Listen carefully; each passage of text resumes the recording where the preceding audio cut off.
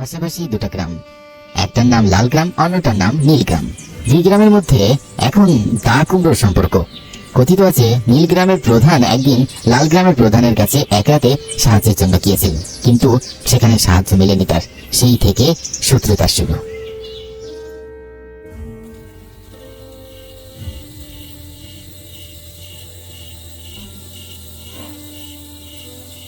তোর গ্রামের নামটা কি জানো? নীলগ্রাম। অদ্ভুত নাম তো, নীল চাষ হবে নাকি? তা জানি না, গ্রামের পাশে আরেকটা গ্রাম আছে, নাম হচ্ছে লাল গ্রাম। সেই গ্রামের সাথে আমাদের বেশ শত্রুতা। লাল গ্রামের সাথে অদ্ভুত এক ঘটনা রচিত আছে। কি বলিস, পুরো গ্রামের মানুষের সাথেই একে অন্যের সাথে শত্রুতা? অনেকটা তাই বলতে পারিস। এক গ্রামের লোক যদি অন্য গ্রামে চলে যায় তাহলে আর রক্ষে নেই। তাই নাকি? আমার তো বিশ্বাসই হচ্ছে না। তা এই শত্রুতা শুরুটা কোথায়? বহু বছর আগে নীল গ্রামের প্রধান গিয়েছিল লাল গ্রামের প্রধানের কাছে কোন একটা সাহায্যের জন্য, কিন্তু লাল গ্রামের প্রধান সেটা করেনি। সেই থেকে দ্বন্দ্বের শুরু, আর সেটাই এখনো চলছে। সেটা নিরসনের চেষ্টা করা হয়নি? না রে, সবচেয়ে বড় কথা, কেউ নিরসনের জন্য চেষ্টা করেনি। আচ্ছা, যদি ভুল করে আমরা লাল গ্রামে চলে যাই তখন? ভালাই ষাট, এই কথা মুখে মানিস না। তুই তো অনেকদিন বাদে এখানে আসলি, তোর গ্রামের অবস্থা সব চেনা আছে তো? রাস্তা চেনার কি দরকার, ওই তো একটা অটো আসছে, ওখান থেকে অটো নিয়ে সোজা নীল গ্রামে চলে যাব।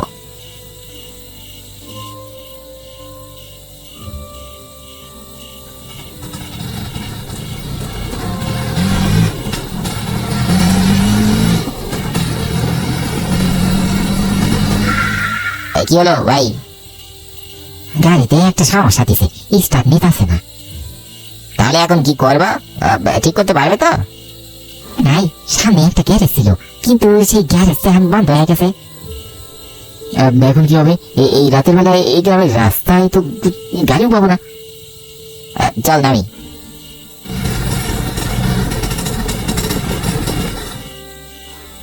গাড়ি যে চলছে, আপনি আমাদের মিথ্যা বললেন কেন? এখানে থামলেন কেন? আমরা যাবো কিভাবে? অব্র বুঝতে পারলো না তাদের সাথে কি হচ্ছে, কিন্তু সত্যি কথা বলতে সেই অটোওয়ালা ছিল লাল গ্রামের। সে অব্রকে চিনতে পেরেছে। সে ইচ্ছা করে অব্রকে লাল গ্রামে নামিয়ে দিয়ে যায়। অব্রের চেঁচামেচির কোনো উত্তর অটোওয়ালা দিল না।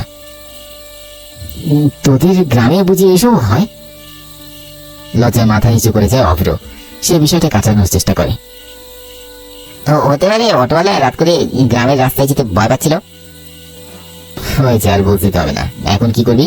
হেঁটে রওনা দিবি? গ্রাম পর্যন্ত যেতে কতক্ষণ লাগবে? যাদের মনে পড়ে অটো করে যেতে গেলেও তো 1.5 ঘন্টা লাগে, সেখানে হেঁটে যেতে তো আরো অনেক সময় লাগবে। এত রাতে হেঁটে রওনা দেওয়া কি উচিত হবে?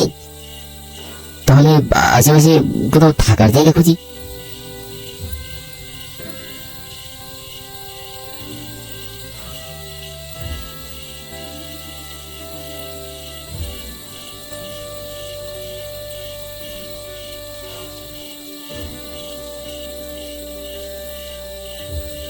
অভ্র দেখলো সামনে একটা বিশাল পুরাতন বাড়ি। বাড়িটার বেহাল দশা। বোঝাই যাচ্ছে একসময় বাড়িটা রাজকীয় ভঙ্গিতে থাকলেও অনেকটা অযত্নয় এটা এমন হয়ে গেছে। কোনো মেরামতের ব্যবস্থা হয়নি। অভ্র বুঝল হয়তো বাড়িটার বর্তমান মালিকের অবস্থা তার পূর্বপুরুষের মতো ভালো নয়। কেউ আছেন? খুব বিপদে পড়ে এসেছি, একটু সাহায্য করবেন?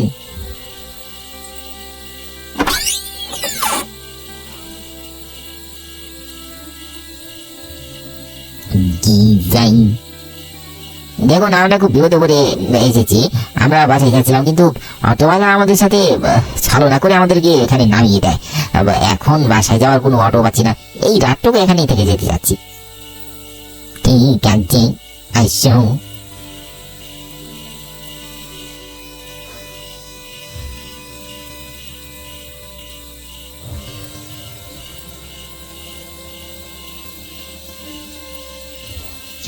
আপনাকে অশেষ ধন্যবাদ দাদু, আমাদের মতো দুটো অপরিচিত মানুষদের সাহায্য দেওয়ার জন্য। না না, ঠিক আছে, তোমরা বসো, আমি বরং তোমাদের খাওয়ার ব্যবস্থা করি। না না দাদু, আপনি ব্যস্ত হবেন না। তা বললে কি হয়? আজকে তুমি আমাদের মেহমান, এত বড় রাতটা কি না খাইয়ে রাখতে পারি? ভদ্রলোক উঠে রান্নাঘরের দিকে চলে গেলেন। এই বিশাল বড় বাড়িতে তিনি একা ছাড়া আর কেউ থাকেন না, তাই সবকিছু তাকেই সামলাতে হয়। আর কেউ থাকে না এখানে? না, ছেলে শহরে থাকে আর মেয়ের বিয়ে হয়ে গেছে। ছেলেও শহরে নিজের সংসার গুছিয়ে নিয়েছে। আপনার স্ত্রী? সে মারা গেছে বছর কয়েক হলো। ভীষণ মায়া হলো দুজনের। এই বিশাল বাড়িতে একাকি একটা বৃদ্ধ মানুষ থাকে, ভাবতেও অবাক লাগছে। আচ্ছা, লালগ্রাম আর নীলগ্রামের সম্পর্কে শুনেছেন? শুনেছি দুই গ্রামের মধ্যে দা কুমড়োর সম্পর্ক। এক গ্রামের লোক অন্য গ্রামের কাউকে সাহায্য করতেই যায় না। শুনেছি বই কি, হ্যাঁ কাছেই কোথাও হবে হয়তো। অনেকদিন বাদে এসেছি তো সব পাল্টে গেছে, তাই চিনতে পারছি না। তা এই গ্রামের নামটা কি? লালগ্রাম। আস্তে খাও। তোমার পূর্বপুরুষ সেখানে সাহায্যের জন্য এসেছিলেন, কিন্তু সাহায্য পাননি। এরপর একদিন তোমাদের বাড়িতে আমার দাদুর বাবা আর দাদুকে নেমন্তন্ন করা হয়েছিল। তারা ভেবেছিল সব বুঝি ঠিক হয়ে গেছে। আমার দাদু তখন যুবক, 10 বছরের এক সন্তান আছে তার। দাদু গেলেন নেমন্তন্ন রক্ষা করতে, সেই দাওয়াতেই ভাতের সাথে বিষ মিশিয়ে মেরে ফেলে আমার দাদুকে। আপনি কি আমাদের ভাতের সাথে বিষ মিশিয়ে রেখেছেন? সে কি, বাকি গল্প না শুনলেই চলে যাবে? কি বলতে চান? আমাদের বেরোতে দিন। যেদিন রাতে তোমার দাদু বিপদে পড়ে এসেছিলেন, সেদিন রাতেই আমাদের ঘরে ডাকাত পড়েছিল। তারা লুকিয়েছিল ঘরের ভিতর। ডাকাত সর্দার তাকে চলে যাওয়ার জন্য বলতে বলে আমার দাদুর বাবাকে। কিন্তু আমি যতদিন জেনে এসেছি আপনার পূর্বপুরুষ অনেক অহংকার দেখিয়ে বের করে দিয়েছিল। সত্যি গল্পটাই তোমরা ভিন্ন ভিন্ন ভাবে জেনে এসেছ, আর বছর ঘুরতেই সেটা ডালপালা গজায়। আর এরপর কি হলো সেটা তো জানোই। তুই যে নীলগ্রামের গ্রাম প্রধানের বংশধর, এটা আগে কখনো জানতিস না? ওকে আমি দেখেই চিনতে পেরেছিলাম। বয়স হয়ে গেলেও স্মৃতি শক্তি কিছুটা এখনো ভালোই আছে। আর ওই অটোওয়ালা আমাদের ইচ্ছা করে লাল গ্রামে নামিয়ে দিয়ে গেল। হয়তো ভেবেছে আমি ওই নীলগ্রাম প্রধানের বংশধরকে পেলে প্রতিশোধ নিব, তাই ইচ্ছা করে আমার বাড়ির সামনে নামিয়ে দিয়ে গেছে। আপনি আমাদের মেরে ফেলবেন? আপনি কি খাবারে বিষ মিশিয়েছেন? না, বিষ মিশালে এতক্ষণে সেটার প্রভাব শুরু হয়ে যেত। তোমাদের আমি কিছু করব না। আমি চাই দুই গ্রামের মধ্যকারী জায়গাটা গিয়ে আর হিংসেটা বন্ধ হোক।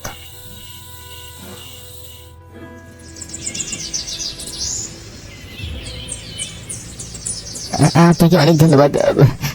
ভাষা নেই আপনাকে কিভাবে ধন্যবাদ জানাবো। তবু যদি সম্ভব হয় তাহলে ক্ষমা করবেন আমার পূর্বপুরুষদের। না, বরং তোমরা ক্ষমা করো আমাদের। সেদিন রাতে তোমার পূর্বপুরুষকে আমরা আশ্রয় দিতে পারিনি, আর সেটা তো এখন পুষিয়ে দিলেন। গত রাতে আমাদের আশ্রয় দিয়ে।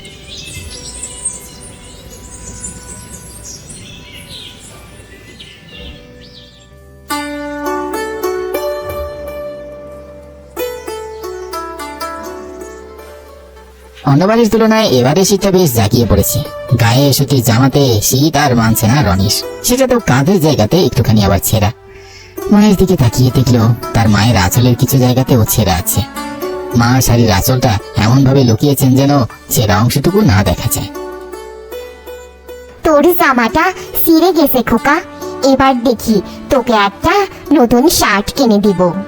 সত্যি বলছো মা? না মা, থাক।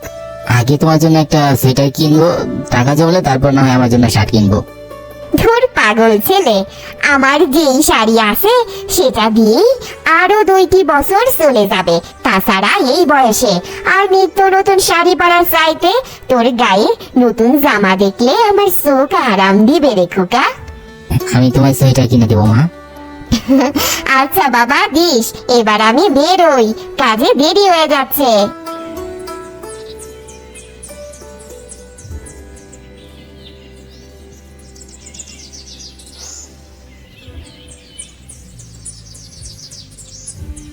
কানু রনির বয়সেরই একজন ছেলে। এখানকার এক দিদিমণি বটগাছতলায় ছোট একটা স্কুল দিয়েছেন। কানু সেখানে রনির সাথে পড়ে। বিশাল এক বস্তা কাঁধে নিয়ে কানুকে দেখে রনি জিজ্ঞাসা করে, বিশাল বস্তা নিয়ে কোথায় যাচ্ছে কানু? দিদিমণির কাছে পড়তে যাবি না? হ্যাঁ যাবো তো, তবে বোতল করানোর পর। বোতল করাতে কেন যাচ্ছিস? এত বোতল দিয়ে কি হবে? আরে বোতল ভাঙের কাছে বিক্রি করবো, সেখান থেকে কিছু টাকা পাবো। সত্যি বলছিস? কত টাকা পাস রোজ? 10 টাকা 20 টাকা, ভাগ্য ভালো থাকলে 30 টাকাও মাঝে মাঝে পাই। তুই আমার জন্য একটু দাঁড়া, আমিও যাবো তোর সাথে। তুই কেন যাবি? তোর মা যদি জানে বকবে না? মাকে জানিয়ে যাবো নাকি লুকিয়ে যাবো? তুই কিন্তু আমার মাকে কিছু বলবি না।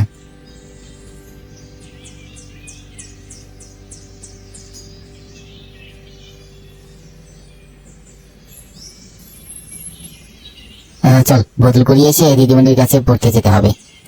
ঠিক আছে।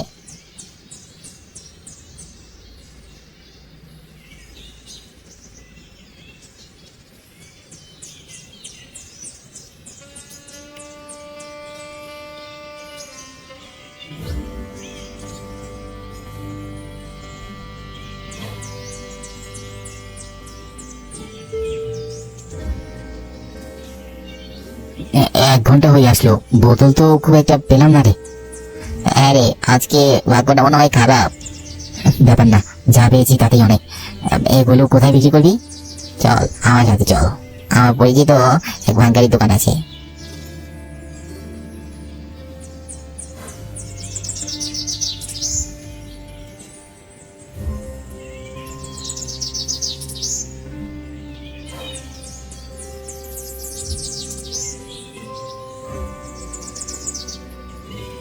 ও কাকু, মাত্র 5 টাকা। 1 ঘন্টা ধরে দুজনে মিলে কুড়িয়েছি। সে তোরা 1 ঘন্টা ধরে কুড়োস আর 10 ঘন্টা ধরে কুড়োস, তাতে আমার কি যায় আসে? হ্যাঁ, কতটুকু জিনিস এনেছি সেটাও তো গুরুত্বপূর্ণ নাকি? এই অল্প জিনিসে 5 টাকা দিয়েছি, এটাই ঢের। এখন জানিনি। আর একটা টাকা দাও না গো কাকু, দুজনে 3 করে ভাগ করে নিতাম। রনির কথাটা শুনে কেমন যেন মায়া হয় দোকানদারের, আর 1 টাকা বের করে দিয়ে সে বলল, আচ্ছা ঠিক আছে, নে এই 1 টাকা। দেখ এরপর থেকে লোহার জিনিসপত্র জোগাড় করতে পারিস কিনা, সেসবের জন্য ভালো দাম পাবি। হ্যাঁ,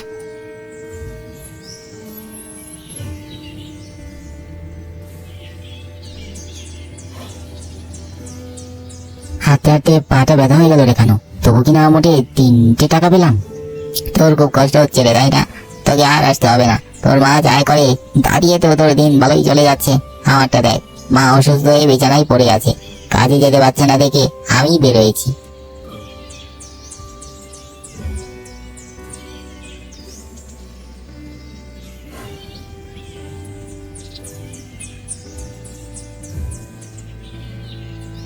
আমাকে কেন আসতে হবে না? অবশ্যই আমি আসবো, আমার কোনো কষ্ট হচ্ছে না। ঠিক আছে, এই টাকা দিয়ে কি করবি তুই? সোয়েটার কিনবো। এই 3 টাকা দিয়ে সোয়েটার কেনা যায় নাকি? পাগল হয়েছি? আমি কি 3 টাকা দিয়ে সোয়েটার কেনার কথা বলেছি? আমি টাকাগুলো জমাবো। 500 টাকা হলে একটা সোয়েটার কিনবো মায়ের জন্য। 500 টাকায় সোয়েটার হবে না? কি জানি, আমি কখনো সোয়েটার কিনেছি নাকি? আচ্ছা এবার পড়তে যাও, দেরি করলে আবার বকুনি খেতে হবে।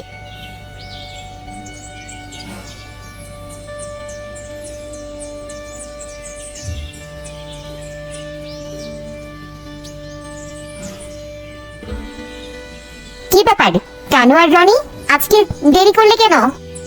সরি দিদিমণি, আর দেরি হবে না। ঠিক আছে, বস। পড়া শিখে এসেছিস? হ্যাঁ হ্যাঁ দিদিমণি। আর কানু তুই? আমি ভুলে গেছি দিদিমণি।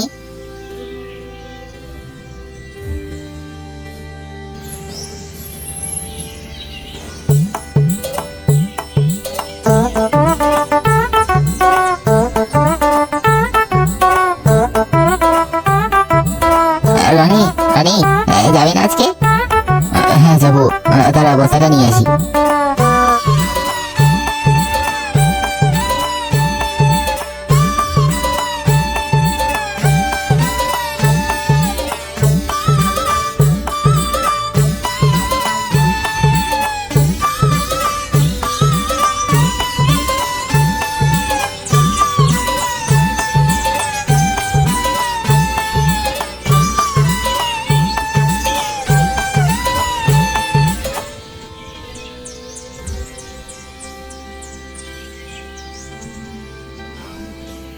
আজকে অনেক বদল জমিয়েছি, তাই না রে? হ্যাঁ, আজকে নিশ্চয়ই বেশি টাকা পাওয়া যাবে। হ্যাঁ, 30 টাকা তো পেয়েই যাবো বল।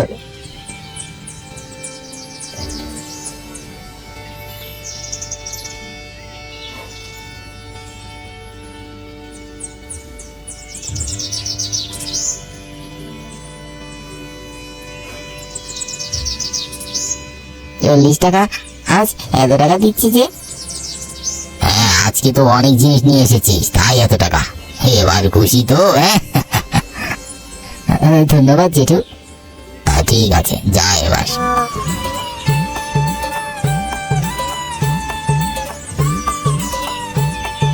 চল আজকে সিঙ্গারা খাই। না রে, আমি খাবো না।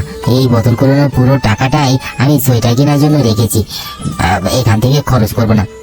তুই খা।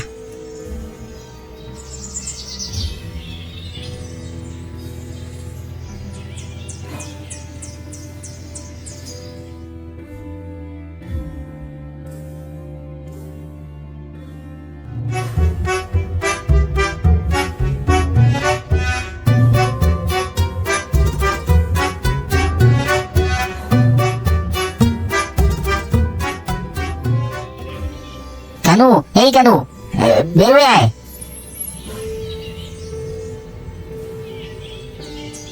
কি হয়েছে রে? আমি 509 টাকা জমিয়েছি, মায়ের জন্য সোয়েটার কিনবো বলেছিলাম না। চল আজকে যাই। সত্যি? কই দেখা। এই বলে সে পকেটে হাত ঢোকালো, কিন্তু তার আঙ্গুলগুলো পকেটে ছিদ্র ভেদ করে বেরিয়ে আসলো।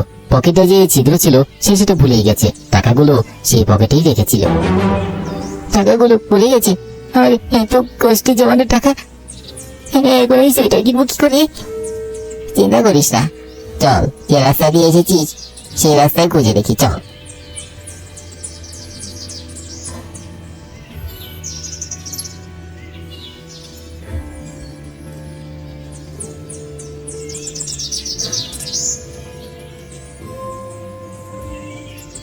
টাকাটা যে পাওয়া যাবে না সেটা তো জানা কথা, আর খুঁজে লাভ নেই। কি হয়তো কুড়িয়ে নিয়ে নিয়েছি। মন খারাপ করিস না রানী, চল আবার জমাবি টাকা।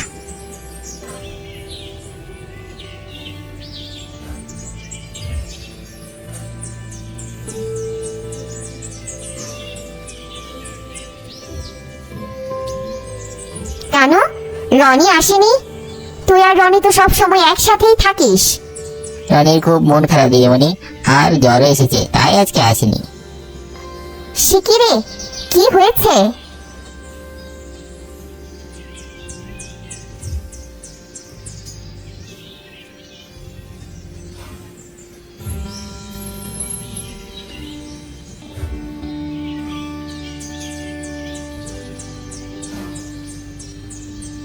ওহ, ঠিক আছে, কালকে আমাকে ওর বাসায় নিয়ে যাবি তো।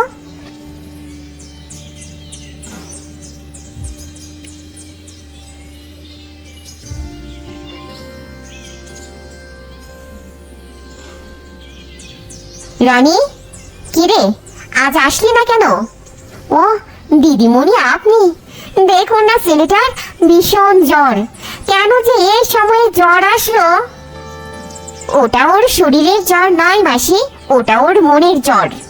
মনের জ্বর মানে?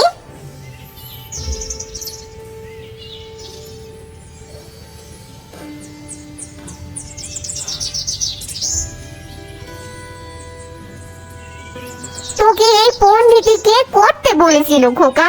আমি বলেছিলাম না আমার সোয়েটার চাই। রনি শুয়ে থেকে রুগ্ন কণ্ঠে বলল, শীতে যে বড্ড বেশি কষ্ট হয়, সেটা যে আমি আর সহ্য করতে পারি না। তাই বলে তুই বোতল কুড়াবি? এটা আপনার জন্য। এখানে দুটো সোয়েটার আছে, একটা আপনার আরেকটা রনির। তোমাকে তোমাকে ধন্যবাদ দিদিমণি। হয়েছে, আর পাকটামো করতে হবে না, আর মায়ের কাছে কখনো সত্যি লুকাবি না। ঠিক আছে।